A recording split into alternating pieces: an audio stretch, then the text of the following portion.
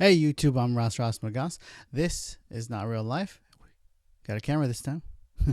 Bringing you another movie review. I actually just went and saw Renfield, and I guess I have some thoughts. Let's get right into it. So, I was seeing the ads for this a lot over the last couple of days, watching, just stuff on TV and that kind of thing. And I was really wondering like why they were hammering home on these ads, because I knew I kind of wanted to see this movie when the ads were first showing a while ago.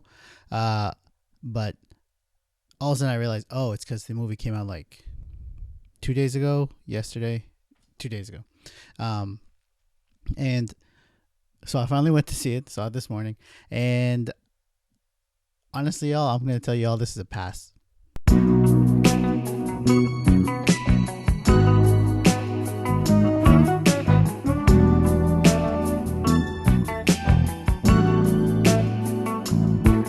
I'm actually pretty disappointed in how this movie turned out, but let me see if I can give a little bit more depth to this. So, I expected Nicolas Cage to be the best part of this movie, and no surprise, he was. I don't think necessarily there was enough of him in it at some points, and a lot of other things just didn't really play up his hamminess. I expected to see like that the bees kind of hamminess, and he never really went. Well, he kind of got there, but Nick Cage does what he's, I guess, given to work with. I don't think it's a fault of Nick Cage that this movie's not that good. But if anything, what I want to say is this movie is really, let's call it by the numbers. And it just goes to show you that even if you know the formula for a Hollywood movie, like at this moment, this guy's going to have this emotional scene, he's going to say this thing, the music's going to swell up, and you're going to start feeling it, right? And everyone in the audience is going to be there with you. It's like, not exactly. That's what it felt like watching this movie. I hoped it would be funnier. The most I got out of it was a couple chuckles here and there, and I was pleasantly surprised with some of the action sequences. Obviously it's no John Wick, which I mean, what movie is, but they were pretty fun, the action scenes, and I enjoyed watching those. Thomas Holt, I want to say his name is. Let me look that up real. Yeah, Thomas Holt. I guess this is his shtick. I haven't seen the zombie movie he was in where he came back to life, but it seemed really fun. I really wanted to see that movie, but if it's like this, I'm not sure. Awkwafina is Awkwafina, take it or leave it. It depends on how much you like her. I was kind of surprised because they didn't lean into, I guess, her funniness.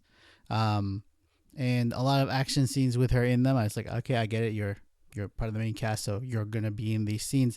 But, it didn't really feel believable to me. But I enjoyed them. Some of the best moments in the movie for me were in these action sequences. And when Nicolas Cage was really hamming it up as Dracula. There were a couple moments where he was speaking, and I'm like, okay, this is funny. This is supposed to be funny right now. But the score, and there weren't that many people in the theater with me, but though I didn't hear anybody chuckling, made it kind of feel like the movie wanted you to take this real seriously. Like, and it's like, no, but he's like, yes, I know he's a threat because he's Dracula, he's dangerous, but he's like really hamming it up for our benefit. And I thought they should have leaned more into the dark humor of it, like that you can still laugh even though something horrible is happening, and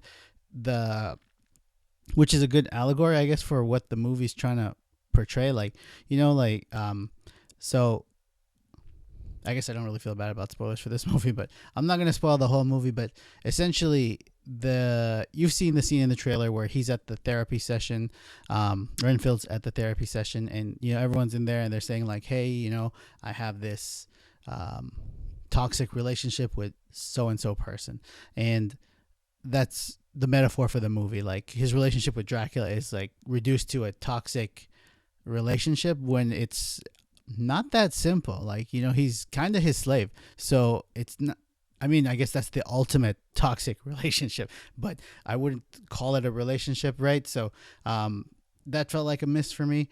Friggin' like Dewey Duck. Okay, Ben Schwartz.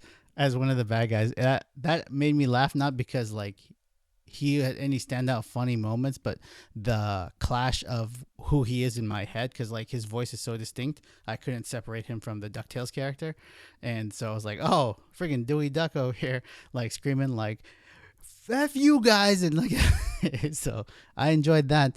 But in all seriousness, like I would say this is a wait for it on Netflix.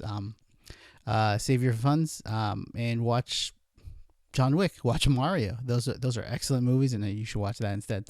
But for what it was, I'm actually seeing the review scores here, and you know what? These are pretty spot on. I would say maybe a little bit lower than what I'm seeing here. 59% Rotten Tomatoes and 6.7 out of 10 on IMDb.